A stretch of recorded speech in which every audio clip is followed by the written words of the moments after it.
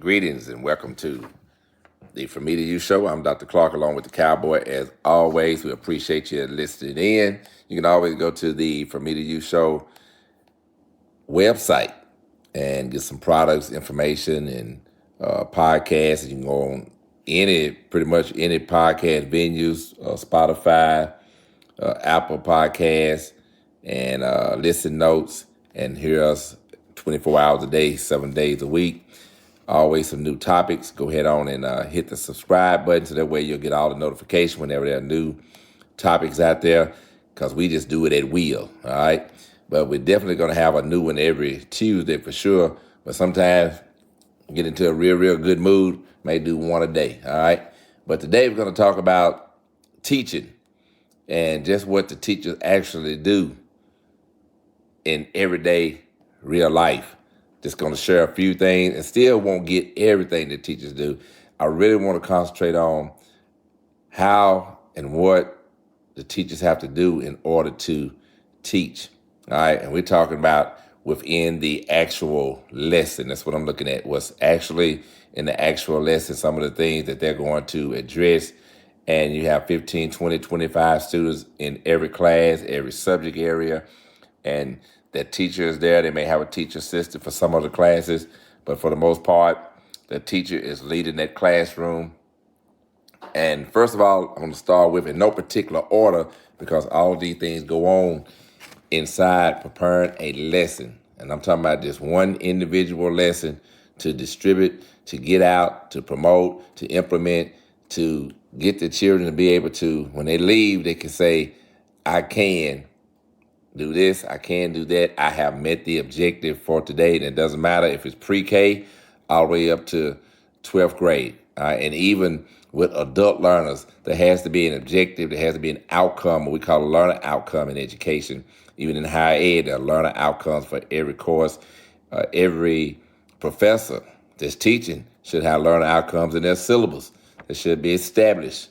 But today, just going to look inside the classroom, look at the teacher, look at him or her in their delivery and what they have to do in their planning to get ready to teach a lesson every single day.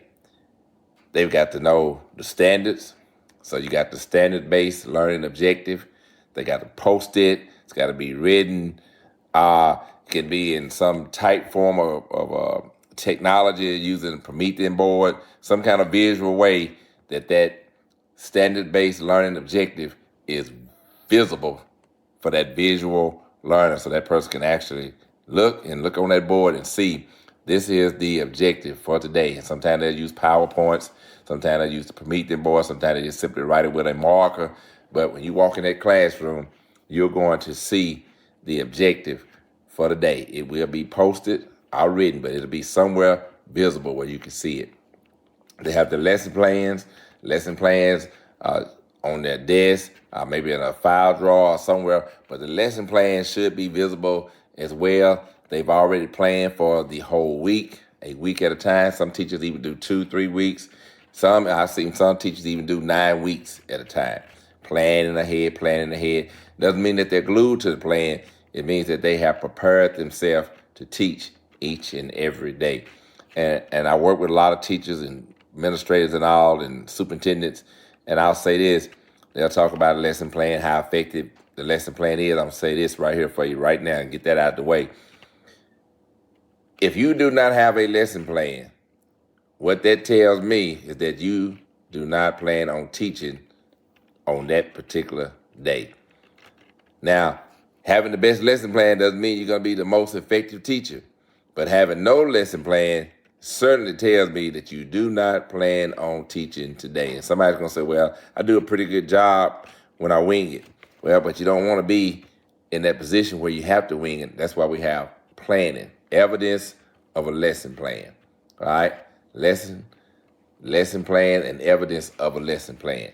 And then here are some things that go on with the teacher in preparing and planning and teaching the lesson. And I'm just going to give you some of the approaches, and I'll give you some of the things that are some of the subtopics with those approaches. Let me put it like that. First of all, let me start with differentiation, again, there's no particular order in this. It's just the way I'm going to present it today. Differentiation, you say, okay, what is that? It's not a whole lot of paperwork. You got to have 15 different lesson plans for 15 different students. No. Differentiation is talking about the content, the product, and the process. The content, the product, and the process. The content, what is it that you're going to be teaching? That's the content. All right. So what are we teaching today for this particular subject at this particular time? What is the content? All right. The process, how we're going to teach it, and the product is the outcome. What can the student do after this lesson has been done? The student should be able to say what they can do after this lesson is done. When your child comes home, they should be able to tell you for each class that they've been in that day, a learner outcome. They should be able to tell you about the content with no doubt. All right. Differentiation is what teachers do. We have to look around and realize that we have different types of learners, different types of personalities, different types of individuals. So we have to understand how we're going to get that content out there. So that's what we're doing. We're differentiating. All right. We have to understand the learning process, how students learn. We have to understand the student product, the outcome. What is the student going to take away each and every day that they come into my class? We have to understand skill development. Every child is not at the same level of skill at the same time in the same subjects on any given day. So we have to understand skill development of the child. Support. We have to be a support for our students. We are support. That's what we do. All right. We have to be knowledgeable and understand about learning time, what that looks like in your classroom, how they're going to be implemented. We want to be aware of our pace. We don't want to be too slow in our delivery, and we don't want to be too fast in our delivery. So we got to figure out that learning time and what that really look like from bell to bell, from buzzer to buzzer, from tick, tick, tock to tick, tick, tock. Whatever method you're using to keep up with the time of your class. Some classes, 45 minutes, some 50 minutes, some 55 minutes, some start with a bell, some do not use any bell at all. Every school is going to be different. But when that teacher's in that classroom, they have to know they'll start and they'll finish. They'll start and they'll finish. Because students have to transition to another classroom. And if not, they're not moving out of there. They transition to another subject. That's what the teacher doing in that differentiation. All right. The lesson design. Again, I'm going to give you some little subtopics underneath these main topics. Just did differentiation. All right. Now we're going to look at lesson design. Lesson design, alternating whole and small group activity. Teachers have to prepare for that. You just can't count off 1, 2, 3, 4. Okay, you a group, 1, 2, 3, 4, you a group, 1, 2, 3, 4, you a group. No, we've got to teach them how to work in groups because we're going to have these whole and small group activities. And you always have a whole group because you have your whole class. All right. Efficient transitions. I'm going to put it like that. I'm real big on transitions. Students have to be taught how to do these transitions. When we're working in a whole group, and then I say, okay, let's get into our small groups now. They've got to be able to do that efficiently. All right, so efficient transitions, even moving from one classroom to the next, even going from the classroom to the cafeteria, even going from the classroom to the restroom. All that's part of the lesson. All that's part of the design. You have to be proactive in teaching. You got to plan for these things and expect these things and be preventative. Be proactive. Get in front of it. Don't wait until something happens to where you're always in a react mode.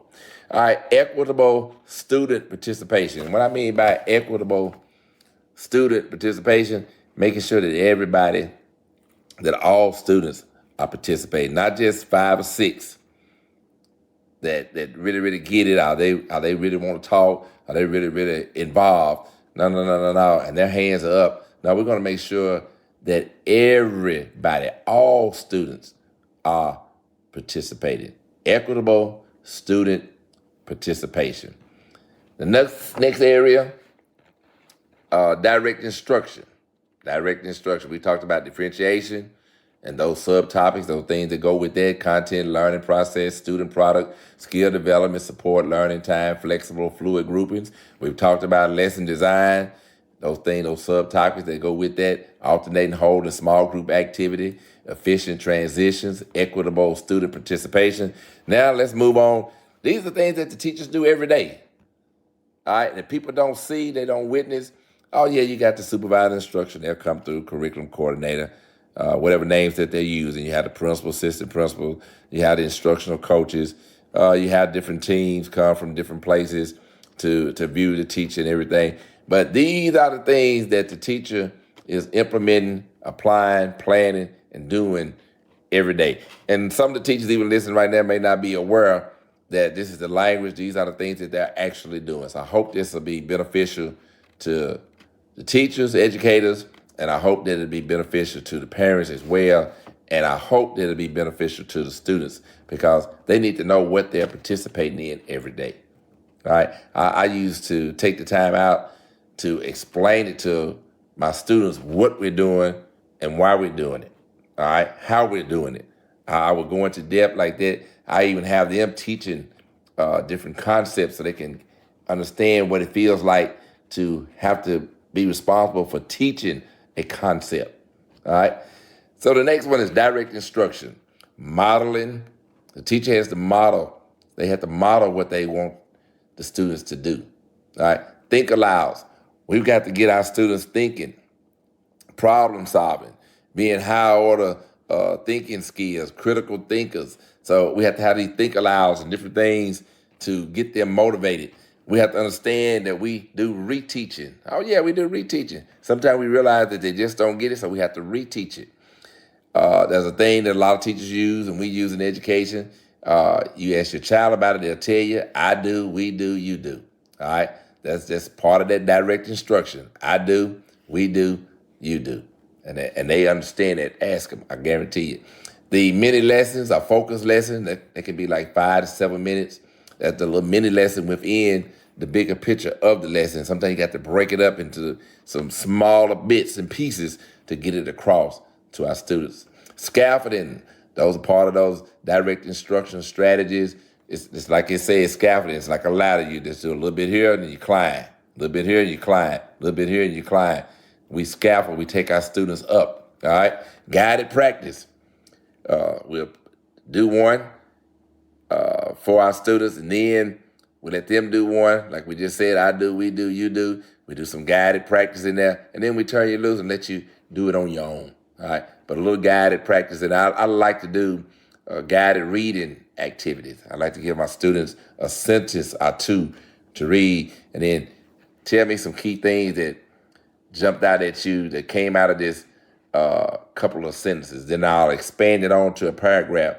And my goal is to get them wanting to read, get them involved in the reading process, and then they can read longer passages when they can read sentences and paragraphs, and then you can get them to where you want them to read books and get them motivated, all right? Just some of the things that teachers do in teaching. So under that direct instruction, you got the lecture presentation, teachers lecture. Nothing wrong with lecture presentation at all. You just can't lecture 180 days out of the year. Okay, I put it to you like that. Got to use some other strategies, but that is part of direct instruction though. And then visual aids. A lot of kids like to see something. You have to show them something. They remember it. They can connect to it. So some visual aids. And teachers have to try to sit down and think about, okay, what can I do? Maybe I'll bring a video clip in. Maybe I'll have a 3 or 4 slide PowerPoint. I'm gonna do something visual, okay? I can teach a lesson with a can of soup. Yeah, I've done it before. You hold the can up so they can see it. I would ask a question like, okay, how many jobs does it take to create this can of soup? And then they get to thinking about it.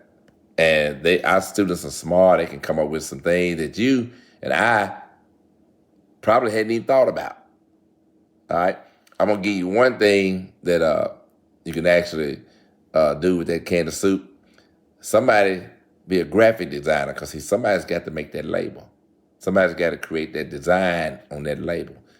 Those are the kind of things we're talking about, what teachers have to do and think about how to get the concepts across. The next area, classroom discussion. Yeah, you got to teach your students, and the teachers do. They teach the students how to carry on a classroom discussion, student-led discussion and presentation, and teacher-directed question and answer. I'll say that again: student-led discussion, presentation, and then the teacher-led question and answers. Teachers plan for that.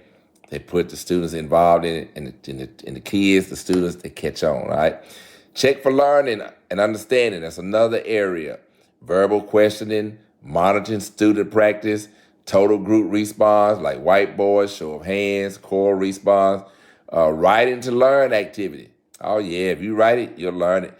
Writing to learn activities. Formative assessments, which are ongoing assessments, quizzes, oral, are written. A lot of kids use the laptops in the classroom. They have these modules they're working on. Those are formal assessments in there. They're ongoing. Let me just go on and get to summative. Summative assessment is the end. All right. Let's say that all through the week they've been doing formative assessments, little quizzes. They've been working on modules, and now it's time for the chapter test. The chapter test, that is the end of this particular topic. So that's a summative assessment. All right. But you've had all these formative assessments building up to that summative. There we go. Another area, research-based strategies, cooperative learning, vocabulary instruction, think, pair, share, reciprocal teaching, the SDAIE strategy, and that is specifically designed academic instruction in English. And then you got the front-loading strategies, the thinking maps, right from the beginning, teach for success techniques, GLAD, which is the guided language acquisition design strategies, the Cornell note-taking strategies, and these are all research-based strategies. And a lot of times, teachers, they are aware of the strategies.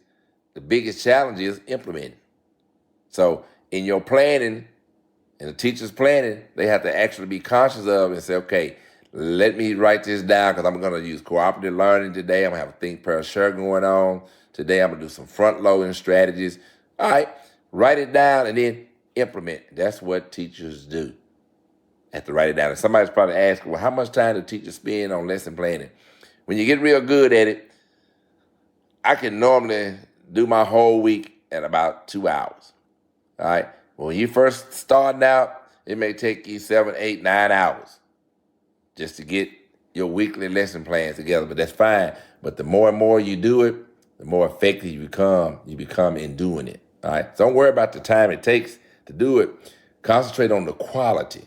That's what I always concentrate on, was the quality. All right. Next little area, embedded literacy. Yeah, we want our students to be able to read, write, and speak. All right, so writing across the curriculum, get them every opportunity possible to write. That's what teachers do. Reading in the content areas, whatever subject that teacher is teaching. Math has word problems, okay? Science, social studies. You got to be able to do all that. It requires reading in the content area, that subject in which the teacher is teaching. And then evidence of the writing process. Got to put them in a position, and the teachers have to think about it, how they're going to put that child, that student, in a position today to write. Do I need a statement? Do I need 2 sentences? Do I need a paragraph? Do I need you to come to the board? Do I need you to type it in on your laptop? I got to put you in that writing process and gather some evidence that this is actually happening. All right.